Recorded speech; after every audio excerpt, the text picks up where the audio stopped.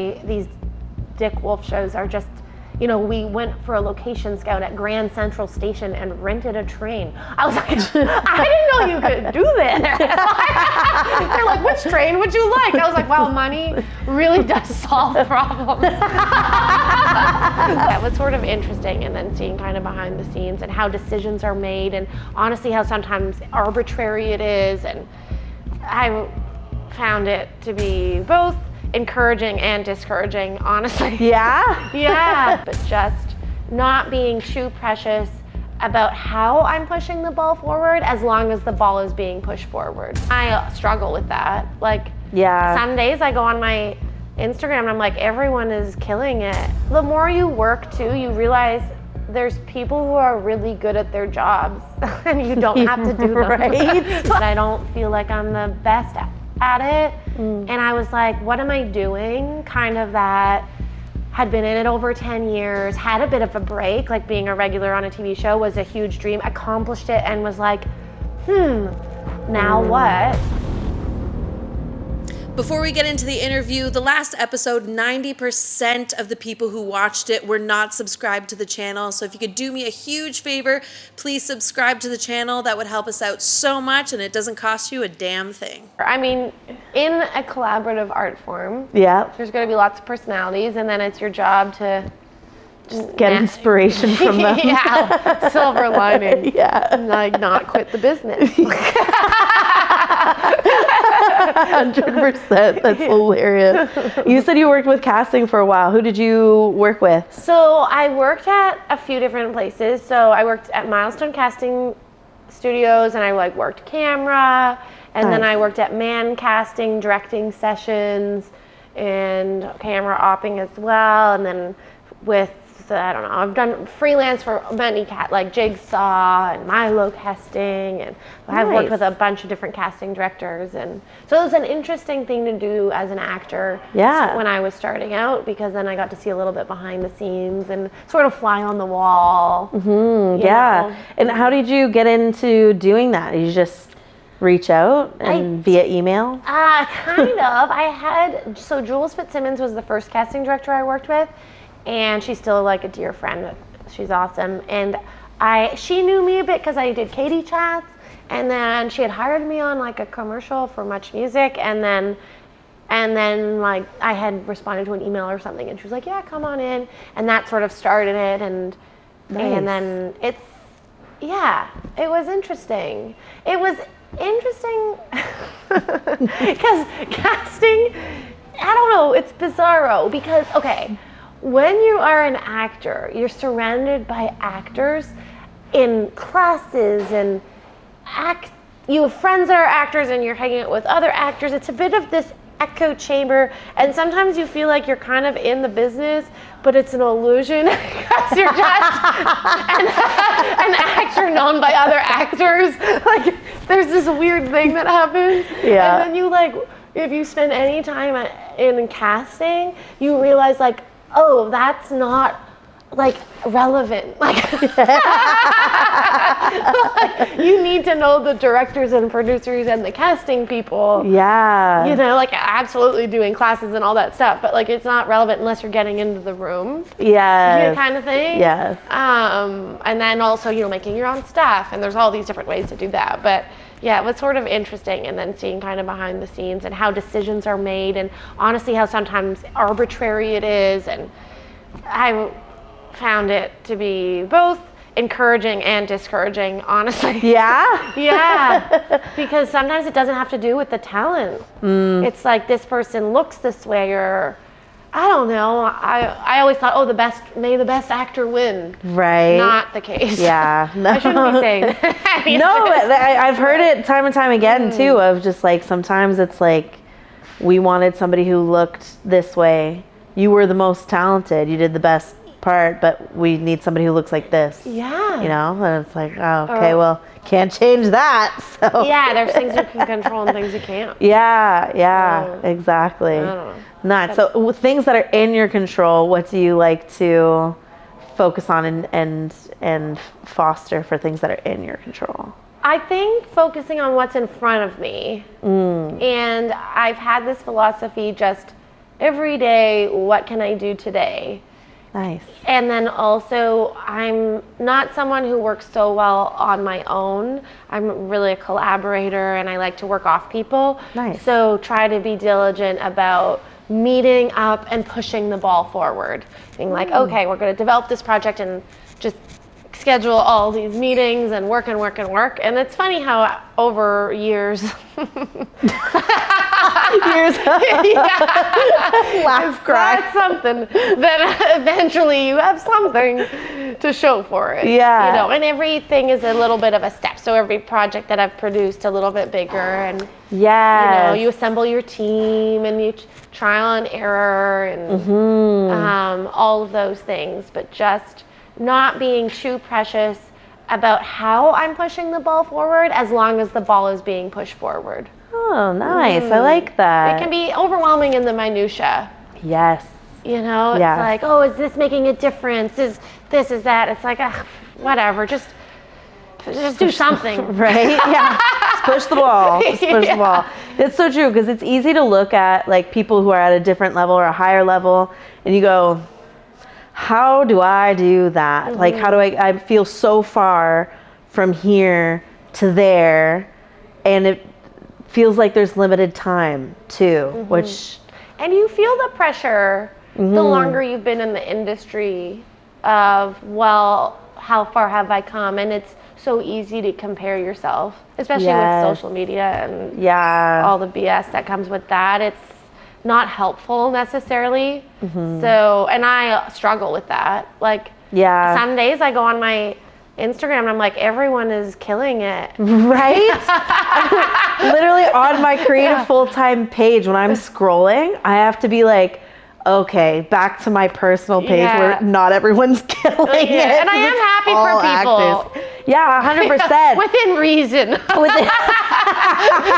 Within reason. This asshole got this job. You're like, what? I gotta delete this garbage. Right? Yeah, no, sometimes as soon as I start comparing and being like, wow, that's amazing, that's amazing, that's amazing, and I am happy for them, but then as soon as you reflect it back onto you, you're like, oh, shit. Yeah, exactly. Keep your eyes on your own yoga mat. you Yeah. know? I do yoga, so I say that. It's not actually the saying, I know. It is now. I love it. That's awesome. Yeah. And so when did you start getting into directing? Probably about 10 years ago now. Did that happen naturally, or was it a conscious decision that you wanted to try it? Initially, I had written a short film that I wanted to direct, and I co-directed it with a director I met on a TV show, this guy Daniel Oren, who's lovely. And then after that, co-created a web series. And we had actually hired another director for the show, and they kind of got a little bit too busy. It didn't have much time to devote to it, which is fair, but it was kind of one of those things like, oh, do we look for another director, or maybe I just direct it? So then I decided to direct the web series.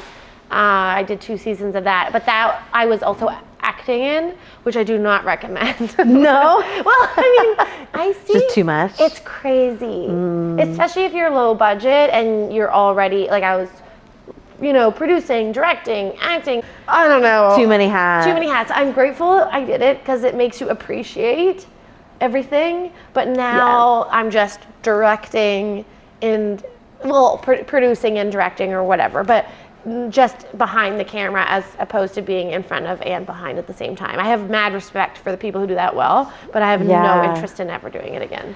Yeah, I like the idea of it, but when I think about having, I would need to watch every playback. Yeah, and how long it takes. It slows down your day. Yeah, exactly. Everybody's just standing around where I'm like, like this narcissist. Nobody told me. Nobody told me my hair looked bad. Okay, let's do it again. Let's do it again. Exactly. Yeah. I'd rather just pick somebody, trust them.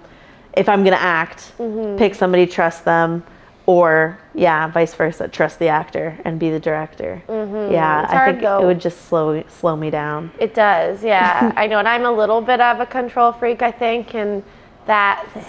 But then the more you work too, you realize there's people who are really good at their jobs and you don't have to do them. Right? Yes. You start to really respect all the talented people it takes to make something and then get out of their way.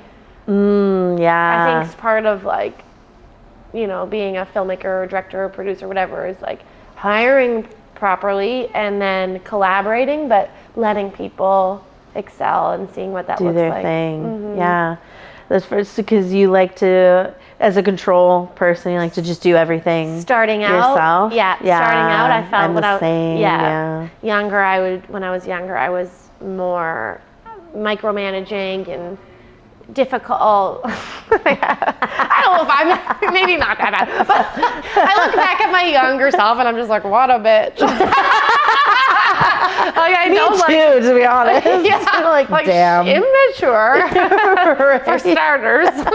She was not in therapy. Yeah, she needed or doing yoga. Yeah, like wow, needed some growth. Right? Exactly. We needed some emotional maturity there. Glad that happened. But yeah, that's fair. But you're also allowed to be that way when you're young. Yeah. I mean, as long as you grow out of it. Yeah, I mean, the problem is when you're like 40 and you're still acting like still an idiot. a dick. Yeah, that's when the problem happens, for sure. That's awesome. So you wrote your first short and then directed it, and then what next? So then, then directed a few seasons of the web series. Then I did a director shadow in New York City. And how did that happen? Because that's so cool. Thank you. Yeah, it came together well. I had my web series, that's called My Roommate's an Escort. The director EP of FBI Most Wanted, one of the like Dick Wolf shows. He is a Toronto guy. His name's Ken Girardi. Lovely guy. And I had met him through a mentor, David Crothers, and he had been a big fan of the web series.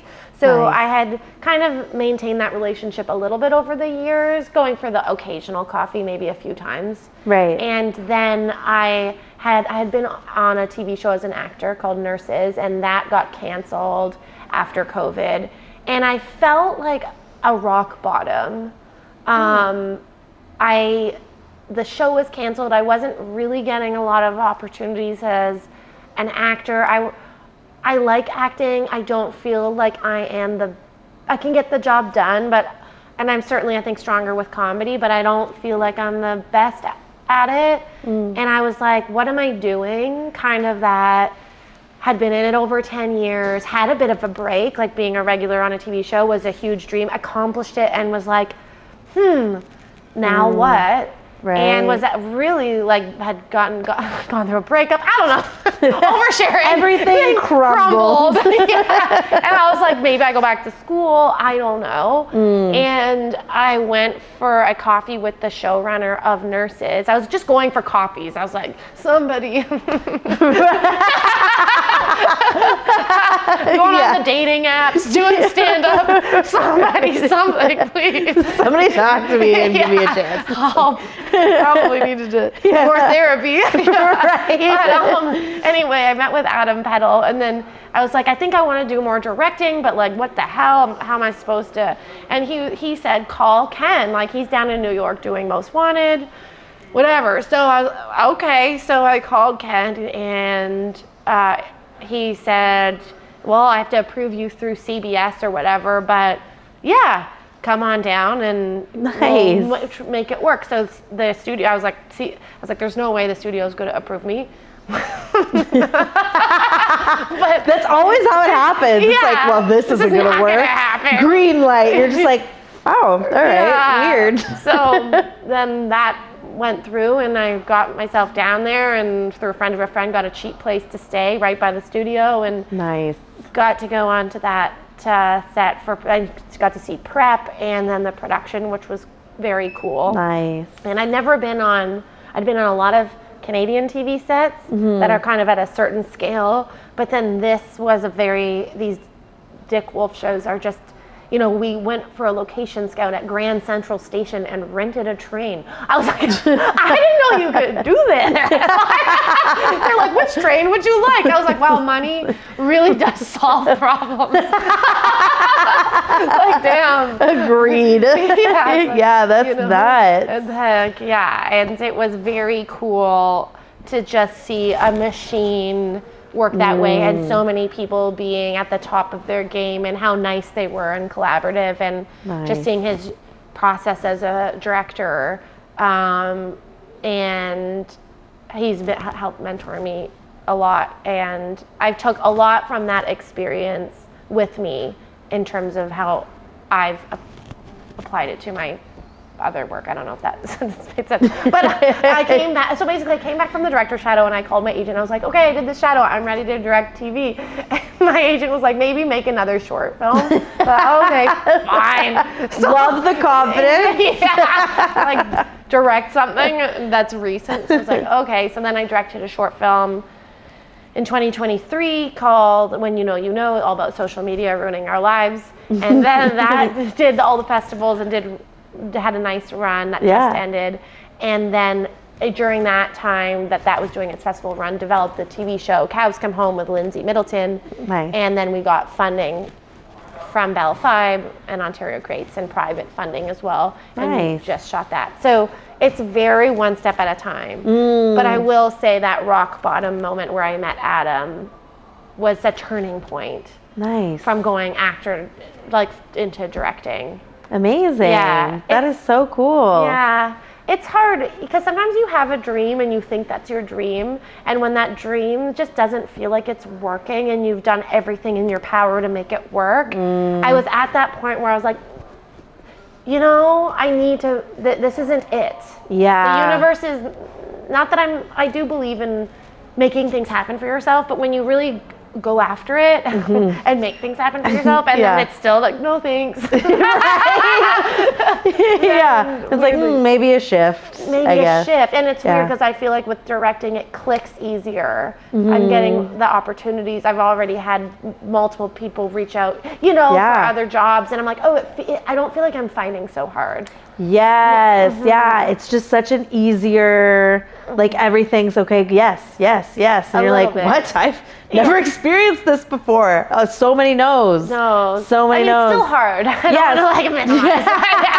That's fair, that's fair. I had to produce a show in order to direct it before that, but Yeah, but I mean, you got a place in New York through a friend of a friend. You got to shadow through a connection. Like, these are all good, like, green lights that it's like, this is a good path to go. Let's go with it. Yeah. And see until it will work until it doesn't. Until you have your next breakdown. I call Adam again. What now, Adam? He'll be like, please I don't know. Please stop calling me. That's hilarious. Is weird though, and I will say at those rock bottom moments, reaching out to people is helpful. Especially as an artist, because it can feel very isolating in some ways. 100%, 100%. Because you're like, especially with social media that we were talking about earlier, everyone's killing it, everyone's doing well, and you're like, great, this is awesome, I suck. And then you reach out, and I think just even talking to one other person that's a creative, you're like, we are in the shit together. Like, it is the same. We're all posting our highlights, sure. But we're all going through the working and this is awesome to not working to this is great to I have no idea what's next and I'm terrified. Peaks and valleys. Yeah. So it's nice talking to somebody who gets it too. 100%. Yeah. The same, and it's sort of the same problems at all levels. You know, 'cause everyone's job to job and everyone's trying to get the next thing going. And right? Yeah, I was thinking about that with just actors that you see working. You don't necessarily know, like, they're not A-listers, but you've seen them in multiple things, and so you know, you're familiar with their face, and there's still, would be gaps between work and just the same. It's just their paychecks are higher than mine. I know. It's hard in Canada. And that's it. Like, it's the same thing. And I listened to Alicia Oxy's podcast, that one audition. Yeah. And she always asks, like, do you feel like you've made it, to people who, like, we would look at their careers and be like, I'd take that as a solid career. Yeah. They're like, no. I'm like, great. Interesting. Never ends. Yeah. So yeah, I think you just gotta have to. You gotta love the work. Yeah, you gotta love the work. You gotta redefine what making it looks like to you too, I think, as well. It's true. And when we're young, I think it's like you think that fame is The answer. yeah, like to success. Like you think of movie stars, like Yeah. you know, and you or a TV star or whatever. But then once you actually work in the industry, any work is such a gift. Any job, if you're supporting yourself as an actor, filmmaker, whatever, writer, you've made it. Like 100%. That's it. Like I'm like, you're either doing it or you're not. Well, and also though, I mean, what is making it? Like, you know, for years I was working in casting, and even now, like I sometimes teach kids acting and stuff. Like everyone, especially in Canada, you have to do something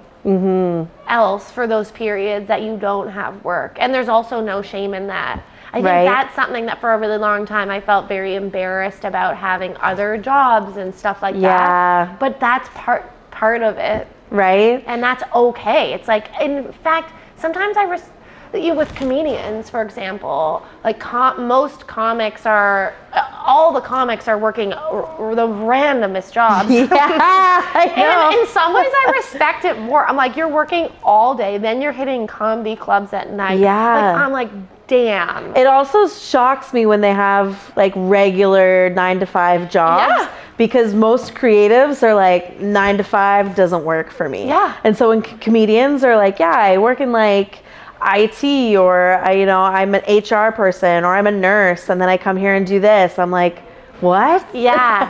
You have a real job? Yeah, I know, it blows my mind. Wow.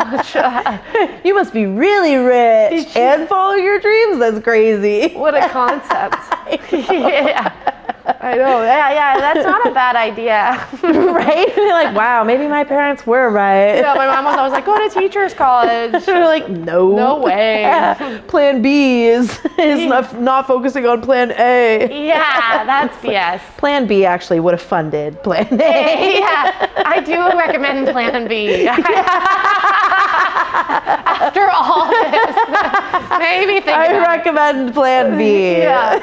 Yeah, who says don't have plan B? The famous people. Like, Yeah, exactly. like, what about the working poor? Yeah, who were Nepo babies and they never had a plan B because they didn't need it. Yeah, I know. I Yeah. wish I had I wish I had family in the industry. Me too, just like an aunt. Like it didn't even have to be my parents or anything. Just like an aunt, a cousin. I have one creative person that's in my family, like an actor who's like worked in New York and whatever. But that's the only creative person. And then I think I have a dance teacher in my family. But they're like my dad's cousin. So they're like far not immediately related. Everybody else, regular jobs, regular normal jobs. And I'm Have like, you reached out to them? yeah, 100%. I've my dad's cousin who's an actress was in the Shaw Festival this season. Oh, good for her. So I went down and watched her show and then picked her brain afterwards. Cool. Yeah, you always learn something. Right? Yeah. 100%. 100%. Yeah. Yeah.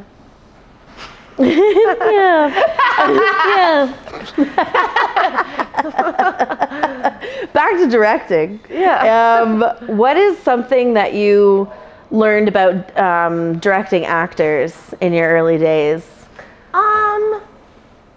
Every actor needs to be supported differently. And because every actor has their own process and insecurities and strengths and weaknesses and needs. And I know, coming from an acting background, I'm like pretty aware of that. Having been an insecure actor myself. So something that's important to me as a director is before I shoot with an actor, I try to go for coffee with them each individually. Yeah. And have just the one-on-one time to discuss the project and the character and answer any questions. And it's so interesting how those coffees vary. Like on my short film, I'll tell the story how I had 3 lead actors. One of them, the coffee went 4 hours, wanted to talk about, every psychological angle and reference and comparison. And I love to get down. Like if someone wants to go into the detail, I'll go right there with you.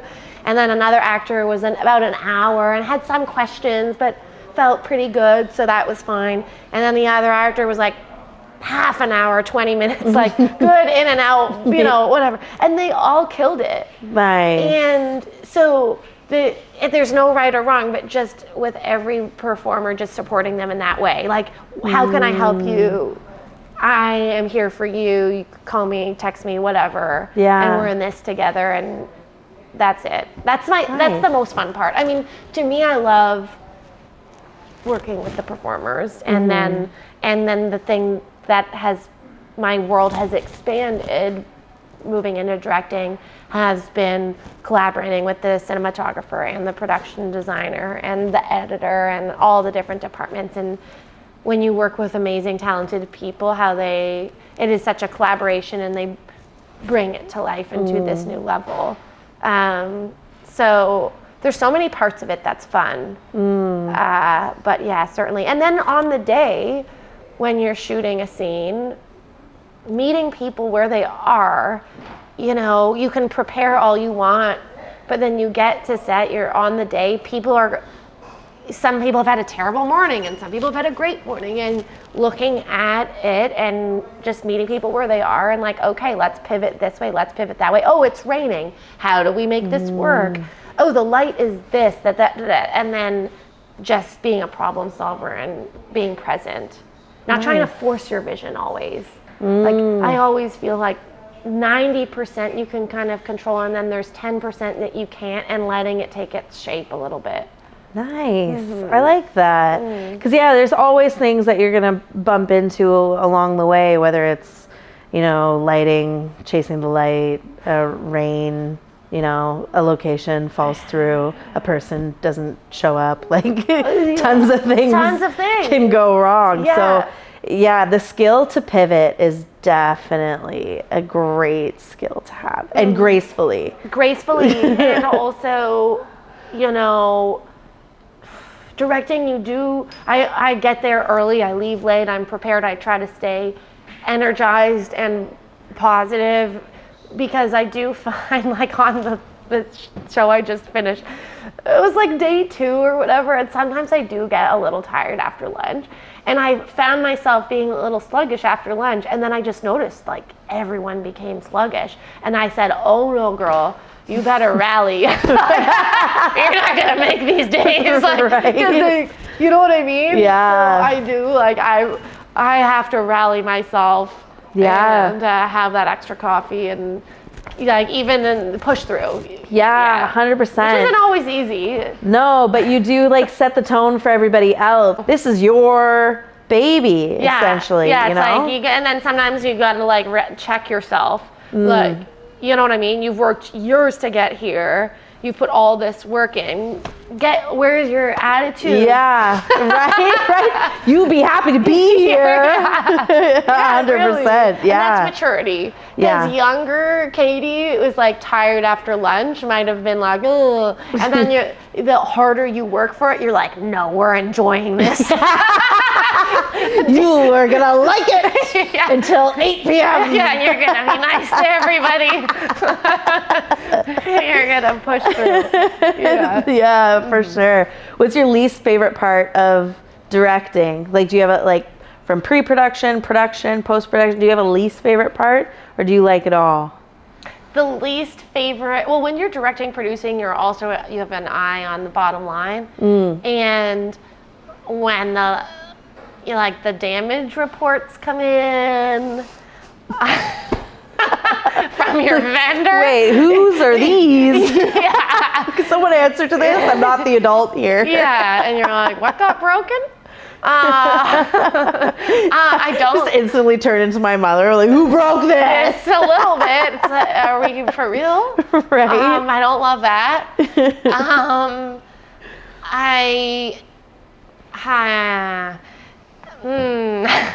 Okay, there's unions that you work with, Yeah. and without naming them, most of them are amazing. Mm-hmm. And then there's one that is really difficult, and it's so frustrating. That's more of a producer thing where you want to see fair, reasonable behavior. Yeah. And you don't always see that. This is my perspective. Yeah. And that's disheartening and disappointing.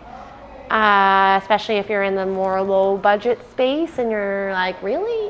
Right? Yeah. Yeah. So that's a frustrating thing. But I do try to separate the producing from the directing. We had an amazing production manager who sort of took over and sheltered me during production, Nice. which was awesome. But yeah, the hardest part of actually directing is communicating with everyone and being super clear. But I don't mind it. You get better at it. As I'm struggling to find the words, it gets better, so, yeah, I think. I've had issues. I have a lot of problems. Let's start there.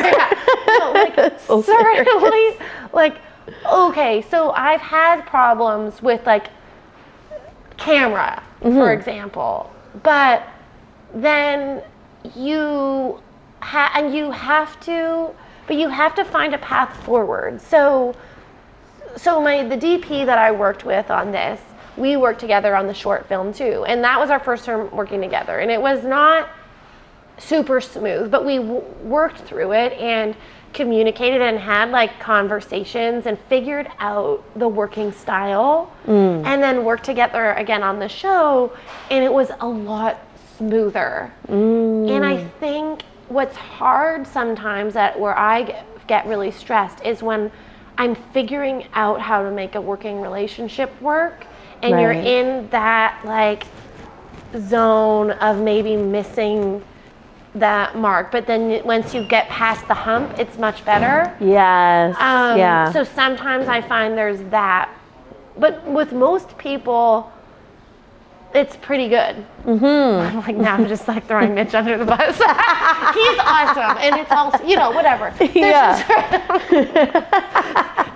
We love everyone. We do, but sometimes it's just some personalities are going to it's going to fit right away, and then sometimes it's a working environment. Yes. It's any job, right? Yeah, you're going to have this anywhere. And sometimes the people that it's harder with at the beginning, it's the best with afterwards. And then sometimes, so it's just managing those types of things, but figuring it out a little bit. Yeah, for sure. And that's a challenge, and can be a challenge, but then is also super rewarding when you get through it. And you've got a collaborator for life because you've been through stuff and you get it. Trauma bonding. Yeah, you always learn from everything. Yeah, 100%. That's awesome. So what's next on, every creator hates this question. What's next for you? I know. Well, post-production for Cows Come Home. Yes. So I'm currently in the editing room with Hari Ramesh, our editor, who's awesome. And then sound and color and music and all those things. So the show's going to launch in the spring. Nice. So just finishing that, putting the puzzle together. And then I'm working with a writer on a feature film script that I'm hopefully going to direct. And nice. He's writing it. I'm not writing that one, but I'm sort of collaborating. We have these creative meetings, and I'll throw a bunch of stuff at him, and then we go over general ideas and nice. And so maybe more of a story editor type role on that, and then hopefully directing. So I'm hoping to shoot that sometime next year, but we'll see when the script is ready. But yeah. When you ask people for coffees, do you find it easy to reach out to them and be like, hey, let's go for coffee? I once asked somebody for coffee, shout out Alexandra, and I had to like retype my message like 8 times, and I'm like, am I being weird? I've never asked somebody to coffee. Is this strange? And I got all in my head about it. So I'm just wondering, is it easy for you? I think so. Yeah. I think, not to minimize, because it is, it depends on the... Everybody's different. Everybody's it's hard for me. I'm a little stress different. ball, so It that's fine. is. And I mean, okay, this is the other thing when I'm asking for stuff, because I ask for stuff. Good for you. People can say no. Yes. And whatever. Right. We're all gonna die. Not to be. Whenever I get scared, I'm like, I'm gonna die. Just send it. Yes, right. Like- the final outcome of anything I do is I'm gonna die. Eventually, right? and who knows so when. might as well. Why not? Right. And how I look at it when I get overwhelmed like that with some detail is just, we're here, let's try to do some cool stuff. Yeah. And then do it anyway. What? Just do it. Just do it scared. You do it scared. And Nice. also, if they don't respond or say no, it's okay. It's no big deal. Cool. Hope we cross paths in the future. You're right. That's my big line. Yeah, that's my big line. That's what we write in like theater. I can't wait to work with you again. You Yeah. never see them again. Yeah. It is interesting though when you have relationships to also follow up once in a while. Yes. Fostering. Yeah, I found that important too, because if you just come out of the blue, hey, I was wondering if you wanted to, give me this, or I need to ask you for something. It's not as pleasant, I'll put it, when it's just out of the blue, like, hey, I'm only going to contact you when I need something. Yeah, you don't want to only be reaching out. Yeah, like reach out just to like check in, see how things are doing. Or congratulate. To genuinely congratulate, Yeah. 100%. So yeah, just like actually work on building relationships and maintaining them, because Yeah. that's an important thing in our industry. It is, because we work with people. Yeah. Especially people you want to work with, right? Yeah, people you like. Yeah, and people you don't like, don't call them.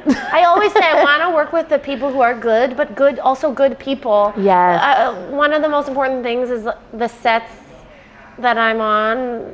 I want them to be positive experiences. I don't want people to be walking away with horror stories. Like, right? Choose a bitch. yeah, exactly. Like, you want it to be a positive experience. Otherwise, what's the point? Yeah, right? Like, what are we? So existential. What are we doing? Why are we here? Yeah. What is life? But it's true. Like there's been like some projects that I'm like, oh, I don't think it's gonna be fun, or challenge me, or a character that I want to play. Then why would I waste my time just for the sake of doing it? When it's like, well, I'm gonna be investing so much time and effort into this, and if I don't love it, and then don't do it. No, don't. Somebody else will love it. Yeah, Right? Yeah. So yeah, I just can't waste my time on things that I don't want to do. No, Yeah. no way. It's interesting, yeah. Huh. I don't know.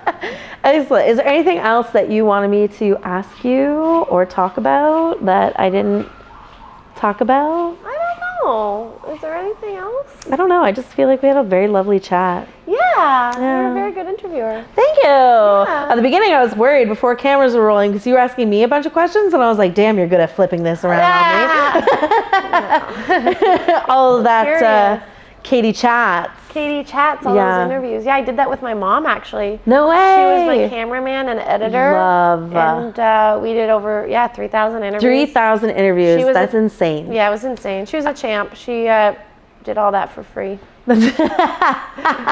Amazing. I know. We love our people that work for free. I know. I love. She was like, that was a fun way to kind of start. Yeah. And get to know people, and then after a while, I felt I was always just sort of on the other side of it. Like, I would be on a red carpet at TIFF interviewing everyone about their projects, but you wanted to be in the project. Food in front of a hungry dog, and I thought, Yeah.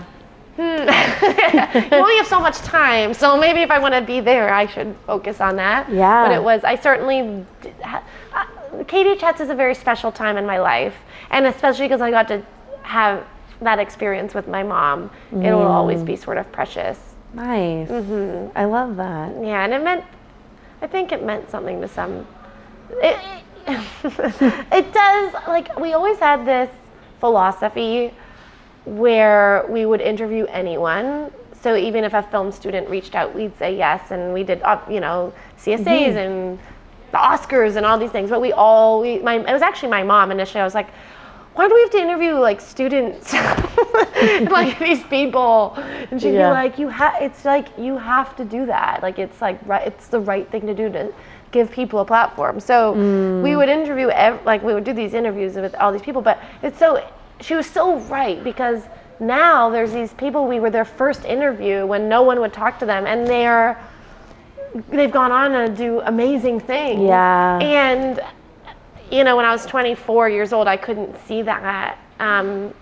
But there's something special about it, and seeing people's careers really grow. And I look forward to that, because a lot of people would be like, "You're my first podcast," and I'm like, "Yay!" Like I can't wait to see where this goes for you. That's so special, and something that someone will never ever forget. Right? And so when they're famous, you better call me. Exactly. And I don't know if they. No one ever calls me back, but no, but it's so nice to see like where they go and what life brings them, because every path is different. Like every actor's journey is so different that it's so cool to see like what projects and who they get to work with and where they get to go and all this fun stuff. So I find it a lot of fun. Cool. Good for you. Fun. Thank you so much for having me. Oh, my pleasure. Thanks so much for agreeing. I know. It took a little bit to get it. I know. And I do that with a few people. It's just like time schedules don't match up and whatever. But it happens when it's supposed to happen, and I'm so glad you came today. Yay! Yay! Thank you so much. Thank you so much for watching. I hope you enjoyed this interview. Be sure you hit the subscribe button and comment below your favorite part of this episode, and I'll see you in the next interview.